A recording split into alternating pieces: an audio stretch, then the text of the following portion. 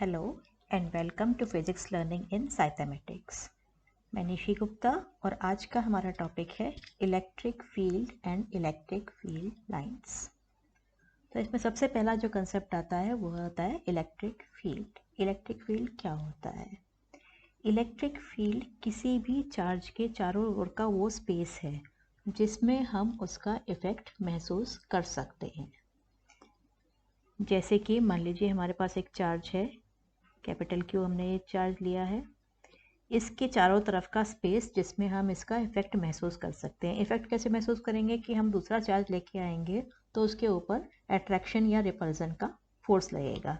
तो मान लीजिए हम एक जो है पॉजिटिव चार्ज यहाँ पर लेके आते हैं, कितने डिस्टेंस पे? r डिस्टेंस पे। तो क्या होगा, उस पर एक फोर्स लगेगा रिपल्शन का। ये फोर्स कितना होगा? F is equal to 1/4 pi epsilon not capital Q small q upon r square. कहाँ से आया ये? लास्ट टर्म पे हमने कूलम्स लॉ पढ़ा था। अब अगर हम इस चार्ज को उठा के और दूर ले जाएं, यहाँ पर ले जाएं, यानी कि r को हम इंक्रीज कर दें, तो F पर क्या इफेक्ट होगा अगर हम r को इंक्रीज कर देते हैं? r को इंक्रीज करने से क्या होगा? f में ये तो चेंज नहीं हो रहा है, कांस्टेंट क्वांटिटी है, चार्जेस को भी हम चेंज नहीं कर रहे हैं। तो अगर हम r को इंक्रीज करेंगे, और r क्या है? डिनोमिनेटर में, यानी कि इन्वर्स वेरिएशन है, तो f जो है हमारा वो डिक्रीज हो जाएगा, कम हो जाएगा। अगर हम इस चार्ज को और दूर ले जाएं, कहाँ ले जाएं? इनफाइनाइट डिस्टेंस में, तो फोर्स कितना हो जाएगा? लगभग 0 हो जाएगा, यानी कि हमें उसका फोर्स महसूस नहीं होगा। तो हर एक चार्ज के चारों ओर का वो स्पेस जहाँ तक हम उसका फोर्स महसूस कर सकते हैं, कोई भी दूसरा चार्ज लाते हैं तो अट्रैक्शन रिपल्शन का फोर्स लगता है, तो उस स्पेस को हम बोलते हैं इलेक्ट्रिक फील्ड। अब इस इलेक्ट्रिक फील्ड को मेजर करने के लिए क्वांटिटी डिफाइन करते हैं which is called electric field intensity. कैसे डिफाइन करते हैं? इसकी डेफिनेशन पढ़ते हैं पहले। The electric field intensity due to a charge Q at a point in space may be defined as the force that a unit positive charge would experience if placed at that point। यानी कि कोई positive charge यहाँ पर Q है, इसका हमें field निकालनी है। कहाँ निकालनी है? इस P पॉइंट पे। तो इस P पॉइंट पर अगर हम एक यूनिट पॉजिटिव चार्ज रखें, यानी कि +1 कूलम का चार्ज रखें, तो उस पर कितना फोर्स लगेगा? That is called electric field. कैसे निकालेंगे? मान लीजिए ये चार्ज Q है, इसकी हमें फील्ड निकालनी है। कहाँ पे निकालनी है? इस पॉइंट पे P पे। ठीक है, तो हम यहाँ पर एक चार्ज रखेंगे छोटा सा, और निकालेंगे उस पर कितना फोर्स लग रहा है। मान लीजिए उस पर F फोर्स लग रहा है, तो Q चार्ज पर F फोर्स लग रहा है, तो यूनिट चार्ज पे कितना लगेगा? F upon Q। तो इस पॉइंट पे इलेक्ट्रिक फील्ड की वैल्यू कितनी हो गई? F upon Q। Electric field is equal to force acting on the charge, unit charge. ठीक है, जिस चार्ज की हम फील्ड निकाल रहे हैं उसको हम बोलते हैं सोर्स चार्ज, और जो हम ये टेस्ट करने के लिए लाए हैं, यहाँ पे रख के हमने देखा है कितना फोर्स लग रहा है, इस चार्ज को बोलते हैं टेस्ट चार्ज। इलेक्ट्रिक फील्ड को मोर प्रिसाइसली डिफाइन करने के लिए हम ये फॉर्मूला लिखते हैं, E is equal to limit Q tends to 0 F upon Q। ऐसा क्यों लिखते हैं? कि लिमिट 10 टू 0 का क्या मतलब है? ये हमको फील्ड निकालनी थी इस चार्ज की। ये हमारा टेस्ट चार्ज है जिसको हम लेके आए हैं। हम डिफरेंट पॉइंट्स पे रख के देख सकते हैं किस पॉइंट पे फील्ड कितनी है। अगर ये टेस्ट चार्ज बड़ा होगा तो ये इसको इफेक्ट करेगा, यानी कि इसकी अपनी इलेक्ट्रिक फील्ड होगी, तो ये इलेक्ट्रिक फील्ड जो इसकी है, इसकी वैल्यू चेंज हो जाएगी। ये टेस्ट चार्ज जितना छोटा होगा उतना ही ये इसके फील्ड को एक्यूरेटली मेजर करेगा। तो इसीलिए हम लिखते हैं E is equal to limit Q tends to 0 F upon Q, यानी कि टेस्ट चार्ज हमें छोटे से छोटा लेना है। The SI unit of electric field is Newton पर कूलम। ये कैसे आई है? F से न्यूटन और Q से कूलम, तो न्यूटन पर कूलम, या हम इसको लिख सकते हैं Newton coulomb inverse. It is a vector quantity. Vector quantity means इसकी डायरेक्शन भी है। डायरेक्शन क्यों है? क्योंकि फोर्स की डायरेक्शन होती है, हम इसको फोर्स से डिफाइन करते हैं। अब इलेक्ट्रिक फील्ड की डायरेक्शन कैसे डिफाइन करेंगे? इसके लिए ये टर्म इंपॉर्टेंट है, यूनिट पॉजिटिव चार्ज। यहाँ पे हमने लिया है यूनिट पॉजिटिव चार्ज, क्योंकि अगर हम डेफिनेशन में ये लिखते हैं कि at a point is defined as the force that a unit charge experience. अगर हम इस पॉजिटिव को नहीं लिखते हैं यहाँ पे, तो ये चार्ज का फोर्स जो है इस डायरेक्शन में भी हो सकता था और ऑपोजिट में भी हो सकता था। अगर पॉजिटिव टेस्ट चार्ज लेते तो ऐसे, नेगेटिव चार्ज लेते तो ऐसे। तो इसीलिए एक फिक्स डायरेक्शन को फिक्स करने के लिए हमने इसको लिया है कि यूनिट पॉजिटिव चार्ज पे जिस डायरेक्शन में फोर्स लग रहा है वही डायरेक्शन जो है इलेक्ट्रिक फील्ड की होती है। अगर हमने नेगेटिव चार्ज लिया है और यहाँ पे टेस्ट चार्ज लाएंगे, कौन सा चार्ज, प्लस क्यू, तो उस पर फोर्स कैसे लगेगा, ऐसे, तो फील्ड की डायरेक्शन ऐसे होगी।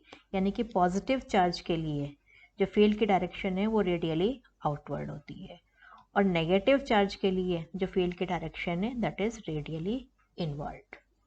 ठीक है, तो अब हमने इलेक्ट्रिक फील्ड को डिफाइन कर लिया और हमने उसकी डायरेक्शन भी निकाल ली कितनी होती है, और वैल्यू कैसे निकालते हैं, फोर्स अपॉन चार्ज। तो फोर्स अपॉन चार्ज तो लिख लिया है, लेकिन अगर हम इसको पॉइंट चार्ज गिवन है और उसका डिस्टेंस गिवन है तो हम उसकी फील्ड कैसे निकालेंगे, यानी कि electric field due to a point charge. ये हमने एक्स, वाई और Z axis rectangular coordinate system लिया है, ओ ओरिजिन है। इस ओरिजिन पे हमने एक चार्ज रख दिया है प्लस क्यू। यहाँ पर हमने एक पी पॉइंट लिया है जिसका कि पोजीशन वेक्टर आर है। इस पॉइंट पे हमको फील्ड निकालनी है, तो हम क्या करेंगे, इस पॉइंट पे एक टेस्ट चार्ज क्यू नॉट रख देंगे। अब इस पे हम फोर्स निकालेंगे, फिर हम निकालेंगे यूनिट चार्ज पे कितना फोर्स लगेगा। तो इस पे जो फोर्स लगेगा, force exerted by Q on Q not, ये फोर्स कितना होगा, F is equal to 1/4 pi epsilon not capital Q not upon R square, इतना फोर्स लगेगा।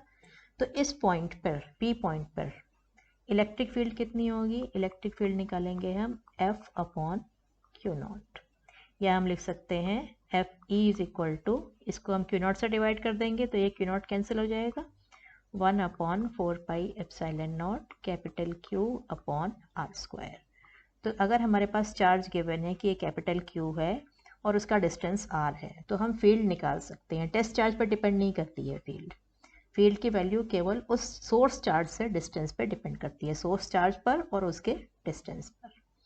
वेक्टर फॉर्म में लिखना चाहें तो कैसे लिखेंगे, E is equal to 1/4 pi epsilon not Q upon R square. अब हमें डायरेक्शन देनी होगी, तो यहाँ पर अगर हम पॉजिटिव चार्ज रखेंगे तो उस पर फोर्स ऐसे लगेगा, यानी कि आर के डायरेक्शन में, तो हम यहाँ पे यूनिट वेक्टर आर ऐड कर देंगे।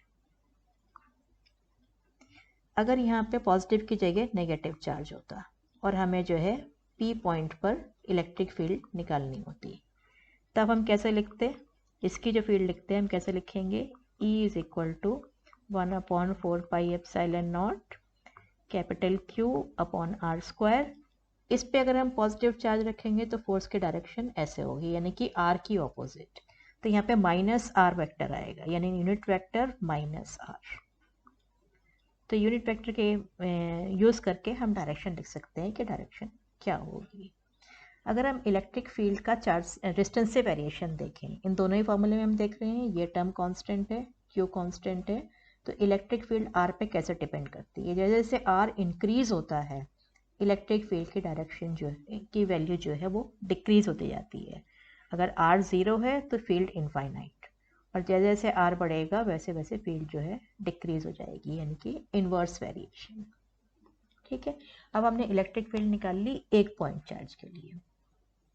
अब अगर हमारे पास एक से ज़्यादा पॉइंट चार्जेस हैं तब हम इलेक्ट्रिक फील्ड कैसे निकालेंगे, जैसे हमने कूलम्स लॉ में फोर्स निकाला था, कैसे निकाला था, प्रिंसिपल ऑफ सुपरपोजिशन यूज़ किया था, एक चार्ज का फोर्स निकाल के दूसरे चार्ज का फोर्स निकाल के और सबको वेक्टर से ऐड कर दिया था।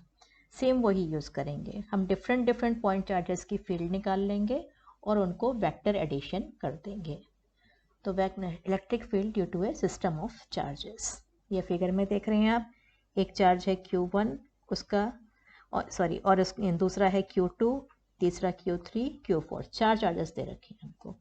ये पॉइंट P है जिस पर हमको इलेक्ट्रिक फील्ड निकालनी है, तो हम 1 बाय 1 निकालेंगे। Electric field E1 at a distance R due to the charge Q1 पे इलेक्ट्रिक फील्ड कितनी होगी, अभी हमने इससे पहले फॉर्मूला पढ़ा था Q अपॉन आर स्क्वायर, तो E1 will be equal to 1/4 pi epsilon naught Q1 upon r कितना है, R1P, ये डिस्टेंस R1P दे रखा है, और ये वेक्टर जो है ये हमारा r1p वेक्टर है। तो अगर हम वेक्टर फॉर्म में लिखेंगे तो r1p यूनिट वेक्टर, क्यों? क्योंकि पॉजिटिव चार्ज है, ये हमने पॉजिटिव लिया है, तो इसकी फील्ड जो है वो इस डायरेक्शन में होगी। इसी तरह से E2 निकालेंगे Q2 के कारण, ये Q2 है, E2 इस डायरेक्शन में होगी, क्यों? क्योंकि ये R2P की डायरेक्शन ये वाली है, R2P के डायरेक्शन में होगी। इसी तरह से अगर हम E3 लिखें तो E3 कितनी होगी? 1/4 pi epsilon not Q3 upon उसका डिस्टेंस यानी कि R3P का स्क्वायर और यूनिट वेक्टर R3P। E4 लिखना चाहें तो E4 is equal to 1/4 pi epsilon naught, E4 ये वाला वेक्टर है, ये वाला चार्ज है Q4, तो इसका हो जाएगा Q4 अपॉन R4P का स्क्वायर और यूनिट वेक्टर R4P इस डायरेक्शन में। अब चारों फील्ड्स को ऐड करना है, तो आप फिगर में देख सकते हैं इन दोनों को ऐड किया तो इनका जो है पैरेललोग्राम लॉ से रिजल्टेंट ये आ गया, ये जो दिखाई दे रहा है आपको। अब इसको और E3 को ऐड करेंगे तो ये पैरेललोग्राम बन गया, इनका रिजल्टेंट ये आ गया। अब इसमें जो है E4 ऐड करेंगे तो हमारे पास फाइनल जो E है वो ये वाला आ जाएगा, चारों का सम वेक्टर्स के हिसाब से ऐड करना है। तो इसी तरह से अगर हमारे पास बहुत सारे चार्ज हैं, n चार्जेस हैं, उनकी हमें फील्ड निकालनी है किसी पर्टिकुलर पॉइंट पे, तो हर एक चार्ज की फील्ड निकाल के हम उनको ऐड कर देंगे यूजिंग वेक्टर्स। तो वेक्टर्स के हिसाब से ऐड कर देंगे, we will get the net field. अब इस फील्ड का फिजिकल सिग्निफिकेंस क्या है, क्यों निकालते हैं हम इलेक्ट्रिक फील्ड? हम सिर्फ अगर कूलम्स लॉ तक ही रहते, इलेक्ट्रिक फील्ड को नहीं डिफाइन करते, तो हमने ये निकालनी है कि ये Q चार्ज है, इसकी इलेक्ट्रिक फील्ड यहाँ पे है, तो हम डिफरेंट चार्जेस रखते। Q1 रखते तो उस पर फोर्स कुछ और लगता, Q2 रखते तो फोर्स उस पर कुछ और लगता। और फील्ड कैसी होनी चाहिए? Refers to a quantity that is defined at every point. हर पॉइंट पे उसकी एक फिक्स वैल्यू होनी चाहिए, may vary from point to point. इस पॉइंट पे कुछ वैल्यू है, इस पॉइंट पे कुछ वैल्यू है, लेकिन एक पॉइंट पे उसकी वैल्यू फिक्स होनी चाहिए। ऐसा नहीं कि इस पॉइंट पे हमने ये चार्ज रखा है तो इस पे F1 है, ये है तो F2 है। तो इसीलिए हम इसको इलेक्ट्रिक फील्ड को डिफाइन करते हैं किससे? F/Q से। तो ये जो है फिर हमारे पास चार्ज आ जाती है, इलेक्ट्रिक फील्ड की वैल्यू आ जाती है Q/R²। अब ये सिर्फ पॉजिटिव इस पे सोर्स चार्ज पर डिपेंड कर रही है और उसके डिस्टेंस R पर डिपेंड कर रही है, टेस्ट चार्ज पर डिपेंड नहीं कर रही है। तो इसलिए electric field it is the characteristics of the system of charges and is independent of the test charge that you place at a point. इसका फर्दर सिग्निफिकेंस हम पढ़ेंगे इलेक्ट्रोमैग्नेटिक वेव्स वाले चैप्टर में, जो इस बुक का लास्ट चैप्टर है, उसमें हम पढ़ेंगे इसका सिग्निफिकेंस। अभी हम इसके पे बेस्ड एक न्यूमेरिकल करेंगे। NCERT question number 1.8। 2 point charges, 2 point charge दे रखे हैं हमको और एक डिस्टेंस पे रखे हुए हैं। कहाँ रखे हुए हैं? वैक्यूम में रखे हुए हैं। तो हमको क्या करना है? What is the electric field at the mid point of the line AB joining the 2 charges. ये हमने एक लाइन ड्रॉ कर ली है A और B, ये इसका मिड पॉइंट है O। तो यहाँ पे चार्ज रखा हुआ है QA, यहाँ चार्ज रखा है QB। ये टोटल डिस्टेंस जो है वो 20 सेंटीमीटर। ठीक है, तो हम जो है पहले इनकी वैल्यूज़ भी लिख लेते हैं। QA कितना है? 3 microcoulomb, that is equal to 3 × 10⁻⁻6 coulomb. QB की value 3 microcoulomb, that is 3 × 10⁻⁻6 coulomb. Plus minus के साइन से हम डायरेक्शन देखेंगे। डिस्टेंस हमको दे रखा है AB, that is equal to 20 centimetre, या अगर हम इसको मीटर में लिखेंगे तो कितना आएगा? 0.2 मीटर। 100 से डिवाइड कर देंगे। अब हमको मिड पॉइंट पर हमको इलेक्ट्रिक फील्ड निकालनी है, तो हम क्या करेंगे? पहले इस चार्ज की फील्ड निकालेंगे A की, फिर B की निकालेंगे और दोनों को ऐड कर लेंगे। ठीक है, तो स्टेप बाय स्टेप करते हैं। Electric field at O due to QA charge के कारण जो इलेक्ट्रिक फील्ड है वो कितनी होगी? उसको अगर हम EA से रिप्रेजेंट करें तो 1/4 पाई एप्सिलॉन नॉट चार्ज, ये सोर्स चार्ज है, अपॉन डिस्टेंस, यहाँ तक का डिस्टेंस कितना है? AO, इसका स्क्वायर। इतना डिस्टेंस है, यहाँ पर हम फील्ड निकाल रहे हैं। डायरेक्शन क्या होगी? क्योंकि ये पॉजिटिव चार्ज है यहाँ पे, तो इसकी फील्ड की डायरेक्शन आउटवर्ड ऐसे, ये EA की डायरेक्शन है। फ्रॉम कहाँ से कहाँ तक, ओ से बी की तरफ, ओ से बी की तरफ, या हम लिख सकते हैं ए से बी की तरफ, ये इसके डायरेक्शन होगी। अब हम इस चार्ज की फील्ड निकालेंगे किस पॉइंट पे, ओ पॉइंट पर ही। तो electric field at O due to Q B. Q B कैसा है, ये नेगेटिव चार्ज है। नेगेटिव चार्ज की फील्ड उसकी तरफ होती है, यानी कि क्यू बी की डायरेक्शन भी यही होगी, सॉरी ई बी की, जो ये फील्ड है ये नेगेटिव चार्ज की तरफ होगी, तो ई बी की भी डायरेक्शन यही होगी। वैल्यू कितनी होगी, 1/4πε0 Q B upon O B का स्क्वायर। ये इसका डिस्टेंस है ओ बी, इसके डायरेक्शन भी सेम यही होगी, ओ से बी या ए से बी हम लिख सकते हैं। ठीक है, अब हमें नेट फील्ड निकालनी है, क्योंकि दोनों वेक्टर सेम डायरेक्शन में हैं, तो हम इनके सिंपली मैग्नीट्यूड ऐड कर देंगे तो हमको नेट फील्ड मिल जाएगी, जो नेट इलेक्ट्रिक फील्ड है at point O that is equal to E A plus E B, और डायरेक्शन उसकी यही रहेगी क्योंकि दोनों की डायरेक्शन सेम है। तो हम इनको ऐड कर लेते हैं। नेट फील्ड कितनी आएगी, E is equal to 1/4πε0 Q A upon O A square plus 1/4πε0 Q B upon O B square. अब ओ ए और ओ बी दोनों इक्वल है, मिड पॉइंट है, ये कितना है 10 सेंटीमीटर, यानी कि 0.1 मीटर।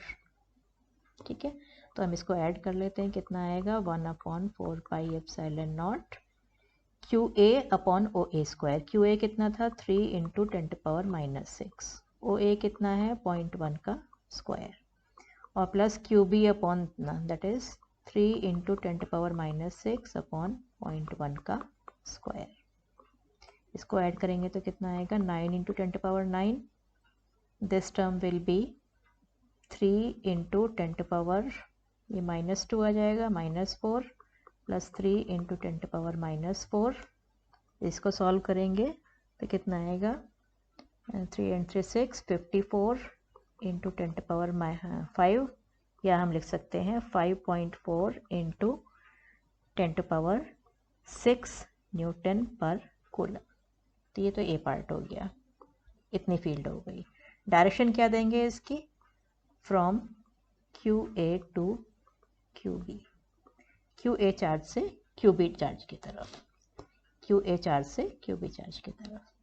सेकेंड पार्ट है इसका B part, if a negative test charge of magnitude this much is placed at this point, what is the force experienced by this charge. अगर हम इस पॉइंट पे क्या रख दें, ये इस वाले चार्ज को रख दें, तो इस पे कितना फोर्स लगेगा।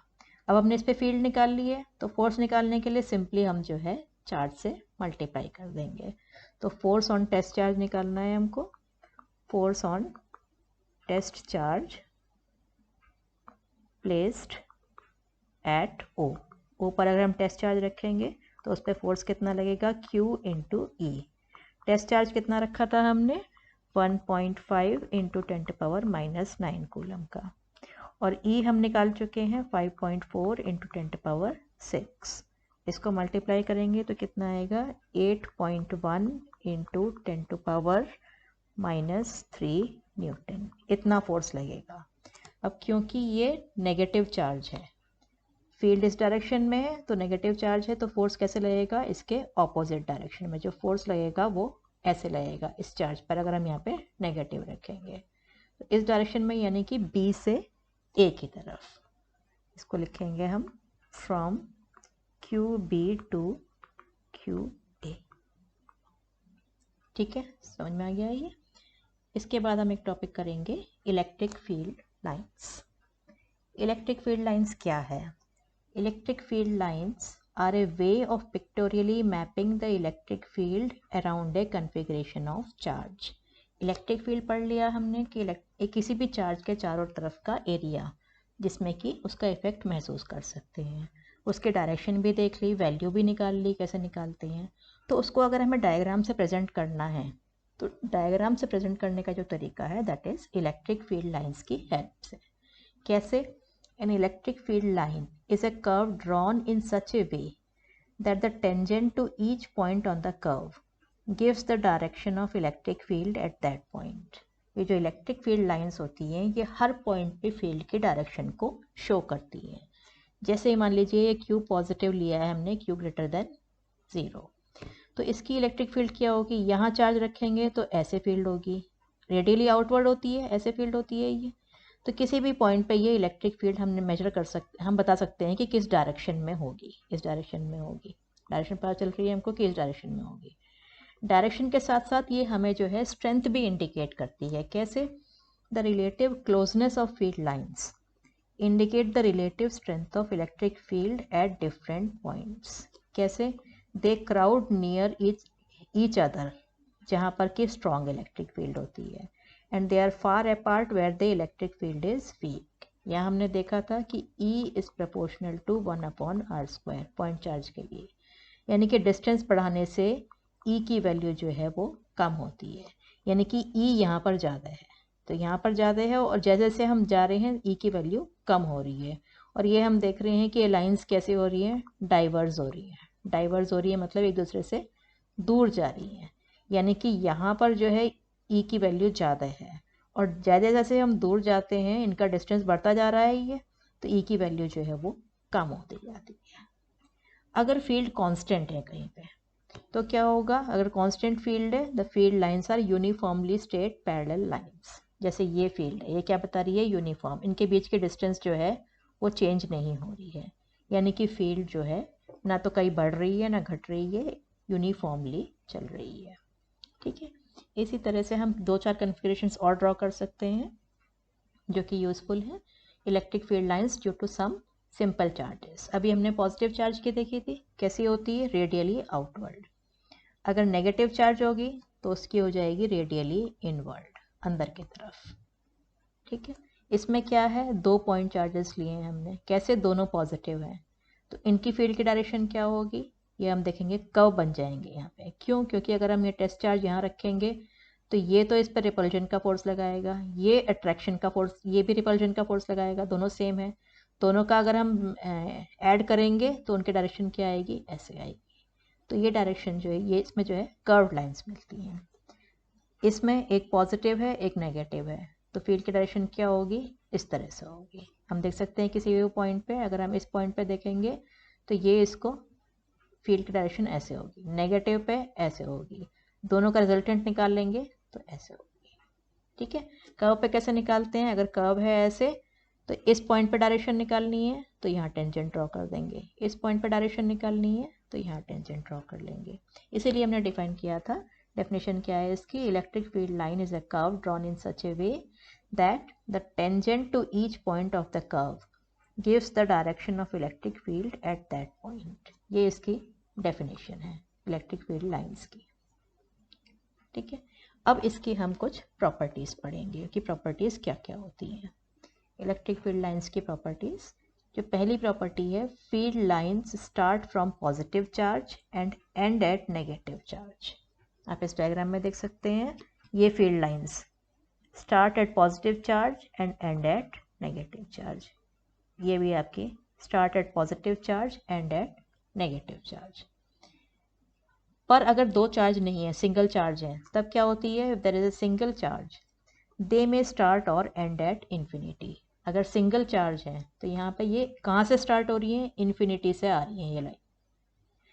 ये सिंगल चार्ज है तो ये कहाँ तक जा रही है, इन्फिनिटी तक जा रही है। तो पहली प्रॉपर्टी हो गई है, field line start from positive charge and end at negative charge, और अगर सिंगल चार्ज है देन दे में स्टार्ट और end at infinity. Then second property, electric field lines can be taken to be continuous curves without any break. Continuous curves होते हैं, बीच में break नहीं होता है। क्यों? क्योंकि हर पॉइंट पे इसकी कुछ वैल्यू होती है, बीच बीच में ज़ीरो नहीं हो सकती, ब्रेकिंग वैल्यू नहीं हो सकती है। Then two field lines can never cross each other.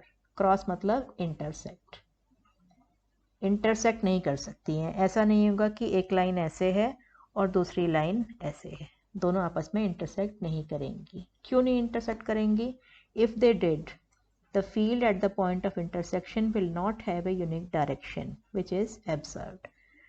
अब अगर ये इंटरसेक्ट कर रही हैं तो ये जो पॉइंट ऑफ इंटरसेक्शन है इस पे हम डायरेक्शन नहीं निकाल सकते हैं। क्यों?